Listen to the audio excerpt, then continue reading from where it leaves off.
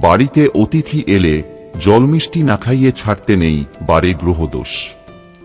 বাড়িতে কোনো অতিথি এলে তাদের চা, জল, মিষ্টি, সুস্বাদু আহার দিয়ে আপ্যায়ন করার প্রথা রয়েছে। হিন্দু ধর্ম ও বাস্তু অনুযায়ী বাড়িতে অতিথি আপ্যায়নের কিছু নিয়ম রয়েছে, যা পালন না করলে সমস্যায় জড়াতে পারেন ওই পরিবারের সদস্যরা। ১. অতিথি আপ্যায়নের নিয়ম। বাস্তুশাস্ত্রের পাশাপাশি শিব পুরাণেও অতিথি আপ্যায়নের বিষয়ে উল্লেখ রয়েছে। এই পুরাণ অনুযায়ী অতিথি এলে তাদের শ্রদ্ধা ভরে আদর সৎকার করুন, তাদের খেতে দিন। অতিথিকে কিছু খেতে দেওয়ার সময় মনের মধ্যে নেতিবাচক চিন্তাভাবনা জন্ম নিতে দেবেন না। স্বচ্ছ মনে অতিথি আপ্যায়ন করলে পূর্বপুরুষদের আশীর্বাদ বজায় থাকে, পাশাপাশি দেবদেবীর কৃপা বর্ষণ হয়। এর শুভ প্রভাবে কাজে আগত সমস্ত বাধা দূর হয়। ২. কোন দিকে বসিয়ে ভোজন করাবেন। বাড়িতে অতিথিদের দক্ষিণ বা পশ্চিম দিকে বসিয়ে ভোজন করানো উচিত।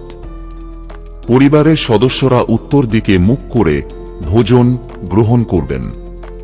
আবার কোনো অতিথি সামান্য কিছুক্ষণের জন্য এলে তাদেরও এদিকে বসিয়ে জলমিষ্টি খাইয়ে যেতে দেবেন।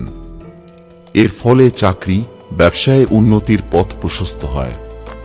উল্লেখ্য, অতিথিকে কখনো নোংরা ও ভাঙা বাসনে খাবার খেতে দেবেন না। অতিথিকে জল পান করতে না দেওয়ার পরিণাম। বাস্তুশাস্ত্র অনুযায়ী অতিথি জল পান না করেই বাড়ি থেকে চলে গেলে কোষ্ঠীতে নবগ্রহের দুষ্প্রভাব বৃদ্ধি পায়। জন্মছকে গ্রহ দুর্বল হয়। এর ফলে রাহুর নেতিবাচক প্রভাবের মুখোমুখি হতে হয় পরিবারের সদস্যদের। শাস্ত্র মতে রাহু দুর্বল হলে ব্যক্তি মানসিক অবসাদের শিকার হয়। এছাড়াও প্রেমী, বন্ধু ও মা বাবার বিষয়ে শঙ্কিত হয় ব্যক্তি। রাহু দুর্বল হলে পরিবারের সদস্যদের স্বাস্থ্য দুর্বল হয়। তাই বাড়িতে কোনো অতিথি এলে তাদের জল পান না করিয়ে যেতে দেবেন না। অবশিষ্ট জলের কি করবেন? অতিথিকে দেওয়া জলের কিছু অংশ বেঁচে গেলে তা কখনো নিজেরা পান করবেন না। বৈদিক জ্যোতিষ অনুযায়ী অবশিষ্ট জলে নেতিবাচক শক্তি থাকতে পারে, তাই জল বেঁচে গেলে তা ফেলে দেওয়াই শ্রেয়। তা না হলে পরিবারের সদস্যদের মধ্যে অশুভ শক্তির প্রকোপ বৃদ্ধি পায়। বন্ধুরা, ভিডিওটি ভালো লাগলে লাইক করুন এবং আমাদের চ্যানেলে নতুন হয়ে থাকলে সাবস্ক্রাইব করুন।